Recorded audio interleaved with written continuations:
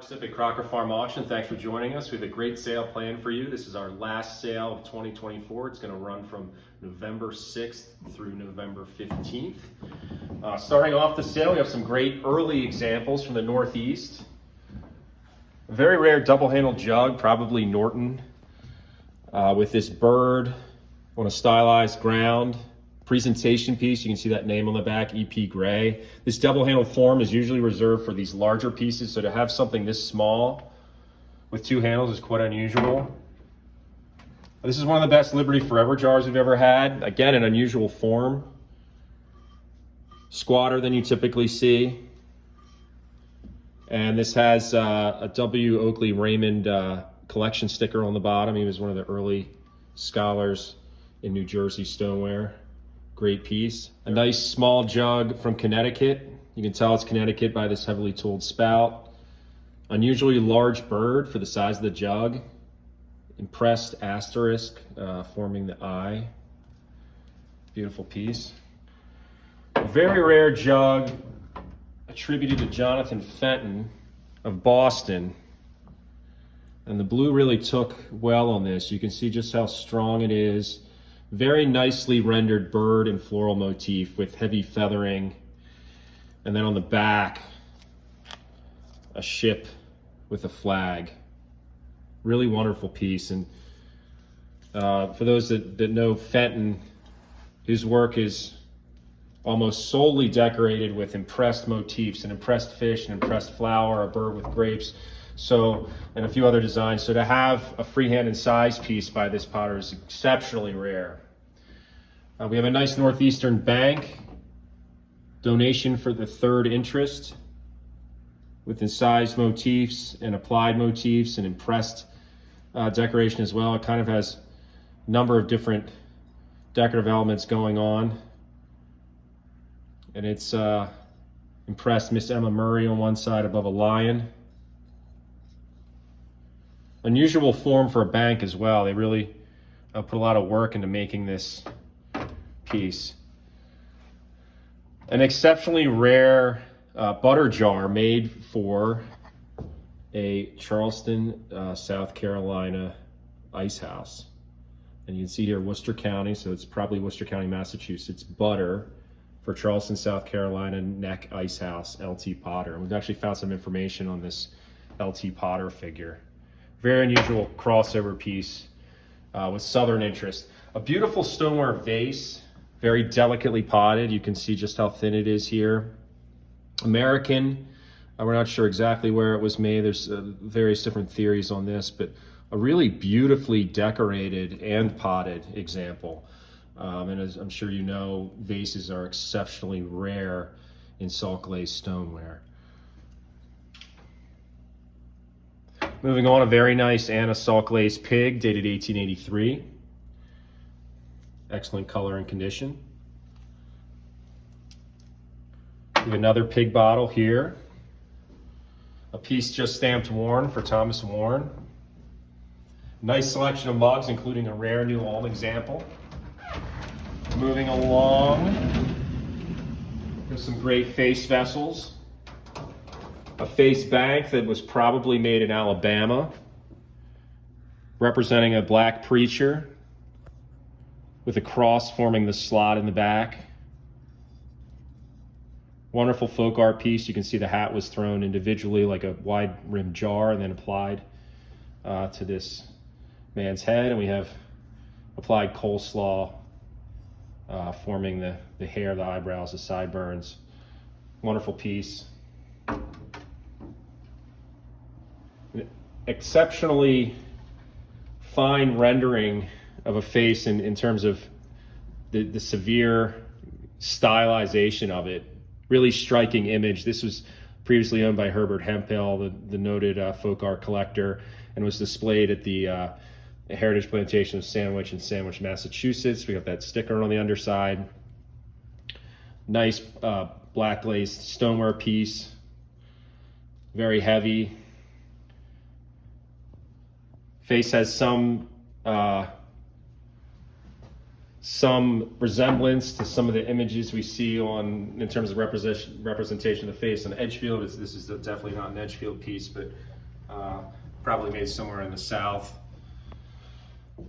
A great early 20th century face jug, probably by a member of the Brown family of potters, Atlanta, Georgia. We can see he's actually got a cigar in his mouth, which is an unusual treatment. Very nice face. Two other Brown family face jugs from North Carolina. A rare pair of Alamance County dirt dishes from the 19th century. Nice brushed manganese decoration, and you can see that classic dirt dish form. How it narrows down here, very thin walled. Individually, they're rare, but to have a pair is really remarkable. Two pieces, actually three pieces here from our dear friend Al Marzarini, who unfortunately passed away last December. And this will be the last of his ceramics collection that we've sold for him. This is a Moravian chicken sander that he bought from us. Nice wheeled and glaze, mimicking English pottery.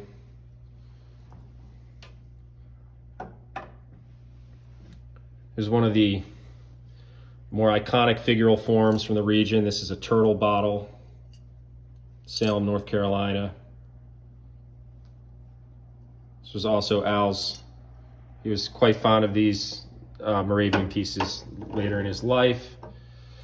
And a fish that was actually dug out of the ground, and so it has significant wear, but still a beauty. You can really make out the scale detail in this example.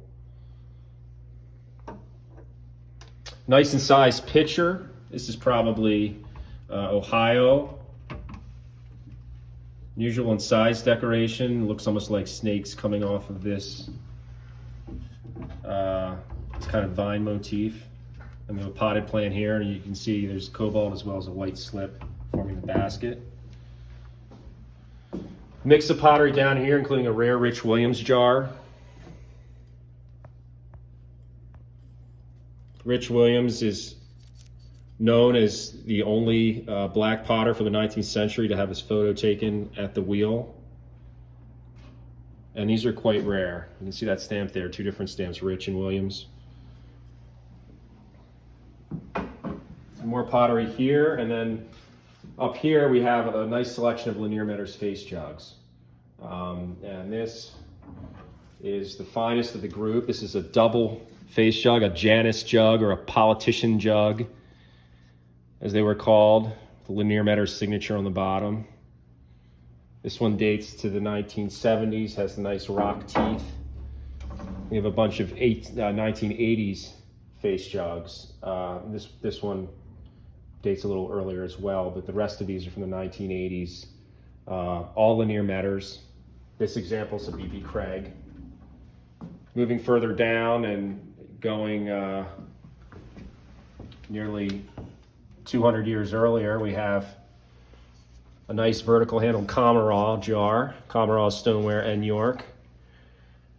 Piece made by his contemporary John Remy III, and another made by his contemporary Clarkson Crolius Sr. We have that Clarkson Crolius stoneware manufacturer, Manhattan Wells, New York mark. Pictures are rare forms for Crolius. This has a nice Manhattan in size motif on it.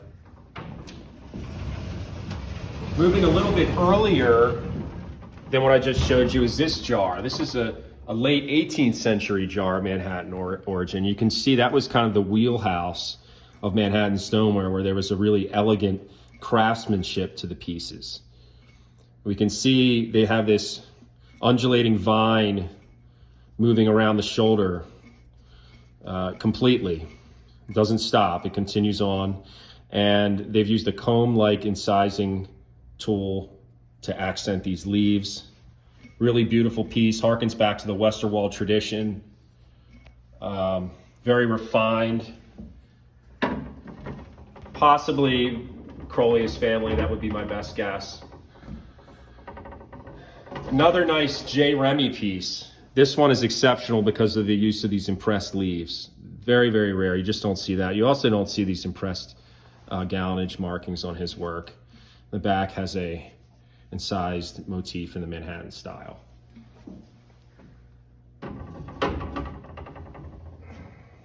Moving further south and much later, we have a great piece of Cowden and Wilcox stoneware. This is one of the better examples of Cowden stoneware we've had in a long time. This is, of course, the Man in the Moon motif that everybody loves. Popularized at Cowden and Wilcox, but also used by M&T Miller of Newport and Evan R. Jones of Pittston, and even as far up as Elmira, New York. Really unusual Kate Crock form you just don't see with this design. Nice 1 gallon size, excellent color. Interesting placement of the capacity or the maker's mark. They kind of didn't have enough room to put it at the top because it's a smaller vessel. They put it off to the side. Really beautiful piece. Another nice Cowden Wilcox piece. We have this swan on a 1 gallon cream jar. Another popular figural design from this pottery.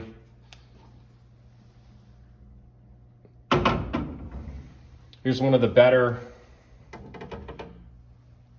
batter pails that we've had in recent years. This example is decorated with 3 wreaths. You can see this huge wreath on the front, smaller wreath at the base of the spout, and then when we turn it around, another wreath. Really beautiful color on this example. It really hit nicely. I'm sure they were pleased when they pulled this out of the kiln. A rare John Young pitcher, marked Harrisburg, PA, with slip-trailed and brushed floral decoration. An even rarer Wilson's and Young piece. You just don't find this mark with a foliate motif. A scarce Central PA jar with a star-like design. An unusual 1 gallon Cowden Wilcox Cherries jug. You find this design every now and again. Find it in a 1 gallon is much rarer. A selection of Shenandoah pottery from Marzarini collection. A very rare in size script piece, Hillside Dairy Farm, Bradford County, PA. Nice subject matter. Rare Hissong, Cassville, sugar bowl, butter pot. Unusual squat form with rope handles. Albany slip with white slip over top, one of their distinctive glaze techniques that they used during the late 19th century. Some nice Shenandoah mugs. Moving on, some Virginia pottery. A fine half-gallon LeHue pitcher from Strasbourg. Has that distinctive vase-like form with no stop, very distinctive to LeHue. And this is one of the best pieces of Roundhill pottery that we've sold from the Winchester area. You see the early mark they used. This is circa 1930, Winchester, VA. The Thiede Fleet made these in his pottery. Mostly what he was making were vases. He was kind of following the art pottery movement. Occasionally you'll see some utilitarian forms or some other things, but to see this really capitalizing on the popularity of the apple industry and possibly the local Apple Blossom Festival in Winchester. He made this little apple jar. It's a very, very cool piece, original cold painted surface. You could see on the inside he was using a lead glaze just like they would have done 30, 40 years ago. Very cool piece, the last of the Shenandoah potters. This piece was made about 100 years earlier, exceptionally early for Strasbourg. This is dated 1833. It was made at the William Miller Pottery, and we have his initials here, WM. His sons, John and James Miller, are very well known as potters as well. These decorative techniques would be taken by James Miller all the way down to Brandenburg, Kentucky, where he would use some of them on his work there. But really beautiful piece. You can see it's not just, decorated front and back, but we have blue on the handles and this nicely done foliate brushwork around the base. Both slip trailed and brushed. Slip trailing here, slip trailed spots, brushwork here, slip trailed date. Very nice example recently surfaced in the Northeast. A rare Anthony Bacher Redware Sugar Bowl featuring his popular black glaze. Nice stippled banding around the shoulder here of the bowl itself, and of course, typical of Bacher's work. He applied a bird for the finial. Unusually long neck to the bird. He's got that nice turned head attitude. Really cool piece. The Eastern Pennsylvania Redware dish with elaborate slip decoration. You can see there's 3 colors here. We have a cream colored slip, manganese, and copper. Nice early date, 1825 in the flower head. Beautiful piece. Tough to find with this much decoration.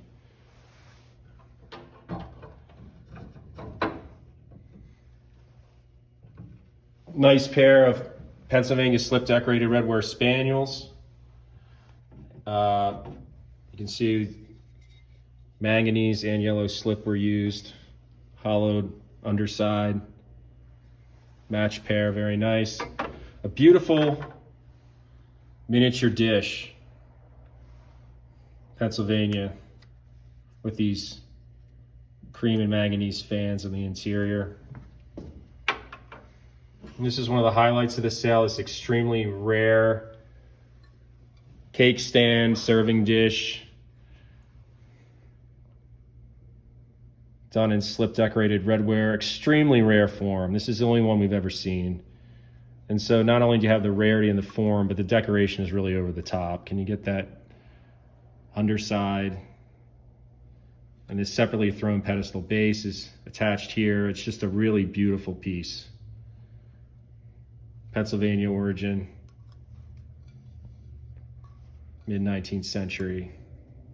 Really wonderful object. And another, it's a recent discovery.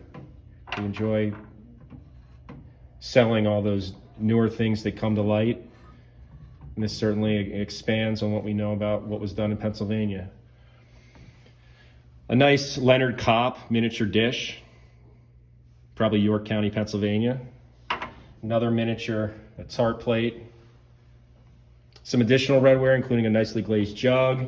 A large collection of slip decorated loaf dishes from a prominent Mid-Atlantic collection. Another new discovery is this pair of Redware pigs. These are very unusual. They weren't made to be flasks. They weren't really made for any kind of utilitarian purpose. They seem to be pure sculpture. So possibly child's toys or something like that, maybe made for a local farmer. Probably Berks County, PA. They're closely related to what we see from the Henny pottery in Charlottesville, but they're slightly different. So there's some subtle differences, but they definitely seem to draw inspiration from that. And so these are probably made nearby. These are found all the way up New England in a home recently surfaced, but the form, as I said, exceptionally rare because they're not utilitarian in nature. They're purely sculptural. Size is great, and then the fact that they're a pair is really noteworthy. This jar right here, this is one of the rarest examples of Redware that we'll ever offer. Extremely rare. Glazed Redware jar inscribed on the bottom, Leesburg, Loudoun County, VA, 1843, Gum Spring. And Gum Spring is located a little bit south of Leesburg, but we believe that this is a Gardner Duncan School piece from Loudoun County. More and more information is coming out about this intermarried family as a couple key pieces have been discovered recently. Most notably, we've had a couple ring jugs that were signed, as well as an unsigned pitcher. And so we're starting to get a greater understanding of this Loudoun County School of Pottery. And each new piece really offers more understanding. what we normally see when a new discovery is made is stoneware. And so to find a piece of redware that's actually signed from the Leesburg area is truly remarkable. Amy Birch, the big scholar on this, links this to that family, and that's most likely who made it. The connection to Gum Spring still remains a mystery. Was there a pottery that they had down in Gum Spring, just a little south of Leesburg, or was it made further north for a person in Gum Spring? We'll never know. But this is an important survivor, one of those kind of Rosetta Stone pieces. We can take this jar and look at this distinctive glaze and find other pieces that we may be able to attribute to Loudoun County as well. Continuing on that theme, this jar is likely a Gardner family piece from Loudoun County, and you can see that G possibly representing Gardner, as well as Alexandria, Virginia inspired decoration, but not quite Alexandria, and a form that is very Alexandria-esque or Baltimore-esque, but not quite that. And then this dark clay body, and all those things added together really say that this is a Gardner piece from Loudoun County, Virginia. Really beautiful color. And again, the decoration, we see this circle. You're thinking of H. Myers from Baltimore. You're thinking of Swan from Alexandria, those kind of inspirations from nearby potteries in bigger cities. A neat new discovery.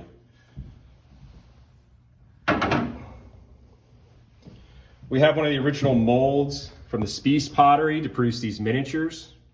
And you can see that it is being sold with a bunch of the Spies miniatures that have impressed Gettysburg and dates on them, as well as a couple other jugs that are mixed in there that probably weren't Spies. But a neat thing that it actually includes pieces that very well may have been made in this exact same mold. A nice Hezekiah Star Baltimore snuff jar, outside of stoneware, but a beautiful advertising piece with an eagle on it. We have a Donahoe Spaniel with Albany slip and cobalt over a Bristol slip glaze, very rare. Some Alexandria stoneware will be selling from a prominent Leesburg collection. A great selection of tanware pitchers, including this rare inscribed 1889 example. And some additional pottery down there, some from the Marzarini collection. We have a lot of John Bell from a major Leesburg collection, including this rare miniature mug. Maybe not a true miniature, but at least we can say it's diminutive, and you can see just how small it is compared to these two other examples. Probably made for a child. I believe this is the smallest one we've ever had, beautifully glazed in that Rockingham type glaze that Bell was so fond of using. Nice miniature dish signed John Bell. An ale mug, little custard cup, stoneware jar, tobacco jar. Unusual trivet marked John Bell, but lacking any of the impressed motif or the relief motifs that are typical of his work. Two pieces of Jacob Hart, including this soap dish or tray. Very rare Seebach, Allentown puzzle mug that is actually pictured in Lisansky's Redware book. Beautiful Bristol County, Massachusetts Redware jar, late 18th, early 19th century. You can see that's that classic Bristol County spice jar form and that really beautiful flowing glaze. Some additional pottery, mostly Bell. Moving on, beautiful marbled redware platter made in Norwalk, Connecticut, late 18th, early 19th century. A nice Shenandoah Valley pitcher and bowl set by the Eberleys, made in the 1890s. Another selection of utilitarian pottery, including some of these unusual Schifferle pieces made in Missouri that have applied tin work. Some miniatures from the Norton pottery, and more Shenandoah from the Marzarini collection. A great new addition to the sale. It's not in the print catalog. It's in the online catalog. Is this Lanier and Cheever Metters collaborative face jug that was bought in 1967 at the Smithsonian Folklife Festival. in Washington, D.C. These early face jugs are exceptionally rare, highly expressive with the large rock eyes, and you can see they have these reductive features where Lanier really hadn't perfected his craft in sculpting the human face. These early examples are considered some of the best examples of Metters family pottery known. A slightly later Lanier Metters face jug bought in DC. Again, showing a little, maybe a little more detail in the sculpting, but still not what you would see in his 1980s work, where he was really getting into showing the facial features. These ball clay eyes, this depressed area here, simplistic mouth and nose. This is all characteristic of his earlier work. 1970, 71, 72, somewhere in there. Then we have his incised signature on the underside. Also have another nice addition is this peach canning jar from Greensboro, PA. People love these wax sealers that have fruit on them. Very nice new discovery. A rare John Rambo script jar from Muskingum County, Ohio, dated September 6, 1871. This is another addition to the sale. Another addition, a very rare, there's only a handful of these out there, JB Leathers, Mount Eagle, PA, batter pail. Beautiful piece, great condition, exceptionally rare. We've only seen a few of those. In addition, there's another selection of Redware, some Pennsylvania, some Shenandoah Valley, some John Bell. Here's two nice John Bell trivets. Some New England Redware down there. The mix of pottery over here, primarily White's Utica. Moving along, we have this triptych or trifecta of the early Manhattan potters represented. We have a very rare Thomas Comerall 5-line jug. Used to be able to find these every now and again. Now they're considered exceptionally rare. Great 1 gallon size. It has the potter's clamshell motif at the shoulder. Made contemporaneously with this piece, we have a Clarkson Crolius jug, Exmoor and Hartman, one of the big dealers in early Northeastern stoneware. Great wreath-like motif surrounding that large maker's mark. This is believed to be Crolius's earliest maker's mark. Very large stamp, very bold and expressive. A rare J. Remy of exceptional size. You can see just how large this piece is, utilizing iron decoration at the handles and cobalt on the maker's mark, harkening back to the Westerwald tradition where they were using that cobalt and manganese on so many of their pieces. Moving along, a great selection of figural decorated pieces from the Northeast, including a J&E Norton with a huge standing stag on it. Really beautiful jar, ex Christie's. We have the classic Hilfinger stag, the main decorator that worked there during this time period, about 1855, as well as split rail fences, a nice stump, and some really nice ground cover as well. Beautiful example. One of the best figural decorated pieces that we've ever offered, a rare survivor that was restored by the person who found it, John Morgan of Pike, New York, one of the iconic early pioneer collectors of American stoneware in the Rochester area in New York State. You can see this piece has an unbelievable lion motif. Really, really well done. It certainly has that folk art charm of American stoneware, but there's a sense of realism that you get with this piece that you don't see in a lot of other designs. We have heavy spotting throughout the body, striping on the legs, large flowing mane. This is one of only 2 Stetson Meyer lines that we're aware of, and it is the better of the 2. Both have condition issues and restoration. And a highly important example, this particular design from this exact crock has been copied by 20th century stoneware potters because of just how majestic and incredible it is. And you can see at the top, there's Stetson Meyer's mark, F. Stetson Meyer for Frederick Stetson Meyer, Rochester, NY. Made about 1855 or so. Another great piece, also 6 gallon size, a J&E Norton double deer crock, 6 gallon, great large size, very crisp decoration, excellent condition.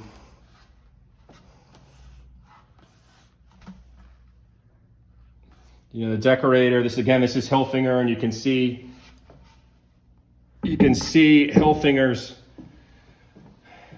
how amazing he was at repeating this design. You can see how similar it is to this jar here. But to have a crock with 2 deer on it is remarkable. And then we're getting into other aspects of it as far as the 6-gallon size. The coverage on the front is outstanding. Just a really incredible example of the Norton's work. One of the very best examples, and we've sold a lot of Norton pieces, one of the very best Norton pieces we've ever had the privilege of handling. Moving on, another deer. You can see the different style to this example. This is a John Berger Jr. Rochester deer. Again, we have the spotting and striping like you'll find on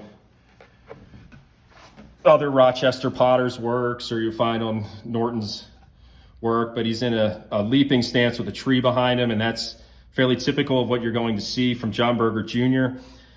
This was recently discovered out west, and what makes this a little better than you typically see is the color of the blue. A lot of the John Berger Jr. pieces are a little washed out, the later pieces, but for whatever reason, this example took very, very well. Really nice color on this piece. Another rendering of a deer. This is all variations on a theme, as you can see. Edmonds and Company, Charlestown, Massachusetts. Standing stag with turned head. And again, this is utilizing stripes and spotting and things like that, but much more stylized than you typically will see from Rochester or Fort Edward or White's Utica or Bennington. People love these designs, though. You can see just how imaginative it is with this scroll work at the base and these wave-like designs going through the animal's body. One of the best examples of A.O. Whitmore Havana stoneware we've ever had. This is a 4-gallon crock with 2 standing horses on it. Heavily striped bodies. You could call them zebras if you wanted to. You can see they have reins on them. Whitmore is not very well known for figural decoration. He's probably most well known for his house motifs, and he did some birds here and there. But to have an example with not 1 but 2 horses is really special. So we're excited to offer this. A great example of a snake-necked pheasant on a 3-gallon J&E Norton jug. Unusual pheasant variant, you can see with a narrower neck. Nice striping throughout the tail. It's on that forked stump. Excellent color. It has what they call that Benny blue, that enamel-like cobalt that is so prized from that pottery. And you can see how it differs stylistically from other pheasant motifs. You'll see a typical pheasant will have a wider neck on it, and that example has that kind of thinner, more delicate neck. This example is remarkable because it is a double pheasant jar, and it's one of only a handful of Norton double pheasants we've ever had. Typically, you find this design on a jug. So to find on a jar is unusual. So you're taking a rare design, you're making it even rarer. Excellent coverage across the front. You can see it goes from shoulder to base. Excellent color, nice large size to the jar, 4 gallons. Beautiful design. And an iconic motif from one of the leading potteries of the northeastern U.S. This might be the best brawn floral we've ever had. C.W. Braun from Buffalo, New York. Known for a variety of different designs. Some of them mimic Rochester motifs, some of them don't. But this wonderful flower is just highly expressive.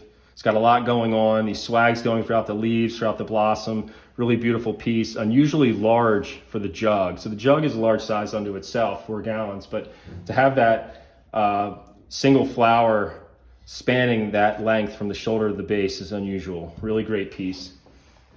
Nice example of Manhattan stoneware made during a later time period. This is a great L. Lehman circa 1870 jar with birds eating grapes. And it's done in that Lehman or McCoy style where we have the animals brushed here against this kind of tan colored background. Very nice design. You actually see this bird has a grape in its mouth. Very cool piece. Moving along, a rare red enduring care presentation jug with a smoking man inscribed F. Wood below.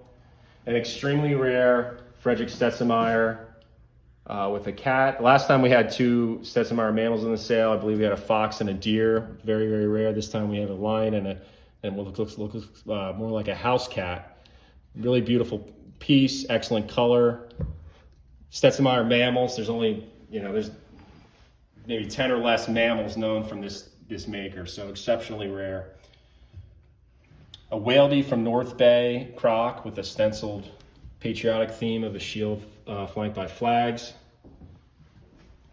Nice 6-gallon jar attributed to Somerset Potter's Works with stenciled deer flanking a tree. Beautiful silhouetted motif.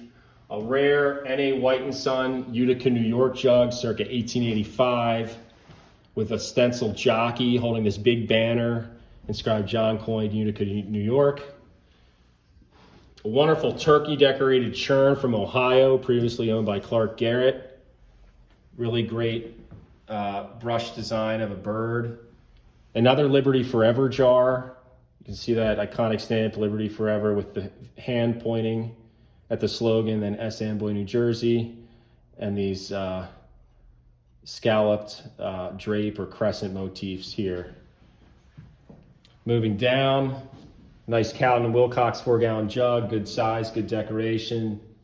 A rare J. Miller Alexandria 3-gallon jar.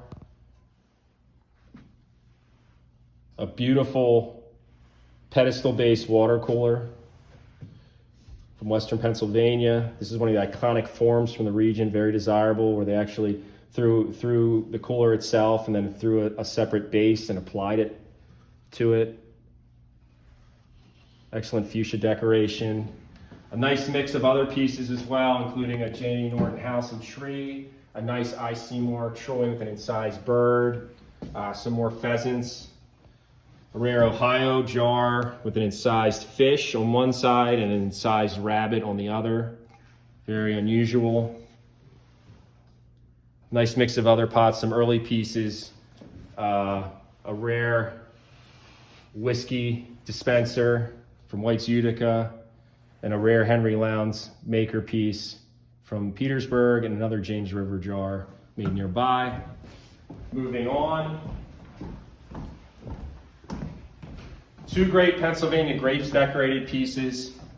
Cowden & Wilcox is probably most well known for their grapes motifs in that region, but Williamsport Potters also did that motif, and occasionally M&T Miller from Newport did. And you'll see this example. This is Syke Nicholson Company of Williamsport. Their rendering of that motif, a little more elaborate than what Cowden did. A nice bow with a lot of grapes represented. This Cowden & Wilcox grapes jars, one of the best grapes decorated jars that we've had, in that it's executed with a slip cup and the grapes are hollow. This is, again, like one of the nuances of the hobby. Typically, you'll find Cowden & Wilcox grapes motif with solid grapes. They look more similar to this. To have an example that's where they leave it open and they just have these little cobalt accents, exceptionally rare. Very rare Boston fish jug. It has 2 different fish motifs. I think this is the only example we've ever had that had 2 different fish motifs. This is kind of like a codfish. This looks almost like a pike. Great early style form. Jonathan Fenton, classic architecture to this vessel. Nice tooling, nice tall neck. Late 18th century. The Uniontown family crock, one of my favorite pieces in the whole sale. This is a Uniontown, Pennsylvania jar, utilizing the popular people decoration of the region, used there and also, of course, in Morgantown, West Virginia. This is a really touching, sentimental piece in that it represents a family. You can see the father, the mother, and the child. And the father here is holding some kind of cane or spear, flanked by these foliate devices. Above, we have these trumpet flowers, typical of Uniontown pottery. Beautiful piece, nice large size of vessel, rare rendering of 3 people on the same work. Really exciting piece.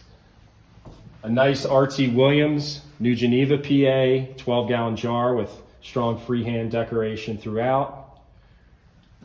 And then a White & Son Utica churn, featuring that electric blue that they got during that period. For whatever reason, that they had the blue that stands out and is unlike any cobalt you can really find from anywhere else. Slip trailed and brushed, and of course has that iconic paddle-shaped tail. A really important historic piece from Philadelphia. This is a Remy piece featuring Independence Hall. And for whatever reason, possibly, maybe this piece was made in 1876 or so for the centennial, the potter, the decorator, decided to draw an image in cobalt of Independence Hall on the back. We know it's Independence Hall because of the distinctive arrow weather vane and because of the flag on the back. And we have period images that match up with this. But a wonderful image. Again, very timely with the election. Very cool piece. Moving along, we have a wonderful selection of birds, primarily Norton examples, but we have some other pieces from New York State. Here's a rare Jordan bird. You don't see that too often. Floral motif with a little tiny bird perched on it. An unusual O.V. Lewis signed in script, very rare. A very nice Dexenmeyer with a heart-shaped floral motif. Nice A.O. Whitmore house. We were talking earlier about Whitmore's work, and this is one of his houses. This is one of the designs that he did that's scarce, but he's very well known for these.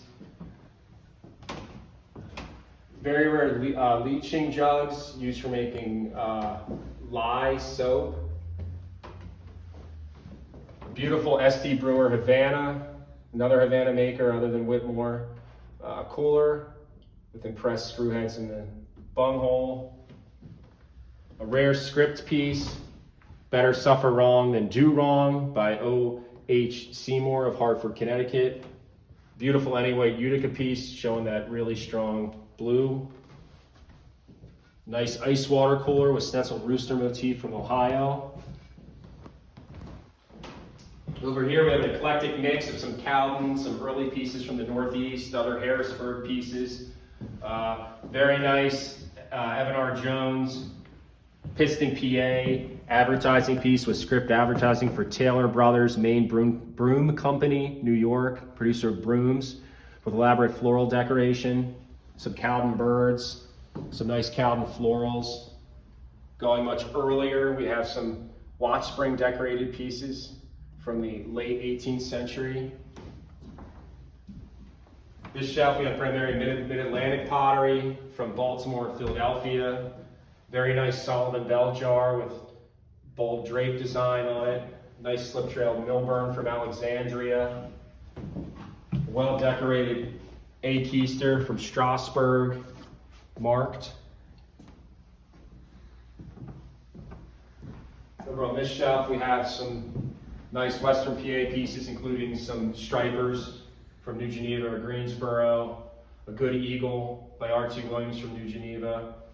One of the better Isaac Hewitt pieces we've ever had, showing exceptionally strong cobalt for this maker. Really excellent coverage of brushwork and stenciling on the front.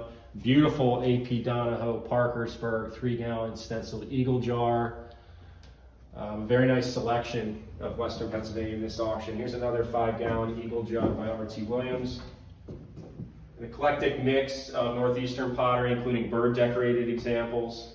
An unusual East Orange, New Jersey Fulper cooler with Bristol glaze. A huge selection of birds on this shelf. Some nice advertising pieces here. Some Ballard Vale pieces, as well as a mix of other Northeastern pottery, including White's Utica. We have a Whately piece here, a couple White's stylized pine tree pieces, some interesting group lots. More Western PA over here and some West Virginia. We have a lot of A.P. Donahoe grouped pieces in this sale, as well as a nice selection of stripers. A mix of Mid-Atlantic stoneware here as well, including an unusual lot of Greer Brothers Punxsutawney, PA stencil jars. And last but not least, we have 3 very nice examples of Western PA stoneware: a 12-gallon TF Repert Eagle pottery with large federal eagle, a 16-gallon TF Repert Eagle pottery with the federal eagle and some nice freehand at the top, and then back here, a really boldly stenciled James Hamilton and Company Greensboro 16-gallon with this fan and these big stencil roses throughout. Thank you for watching this video. We really appreciate it. We hope you enjoyed it. If you have any questions, please contact us at 410-472-2016 or info@crockerfarm.com to speak directly to a member of the Zip family. Thank you for joining us.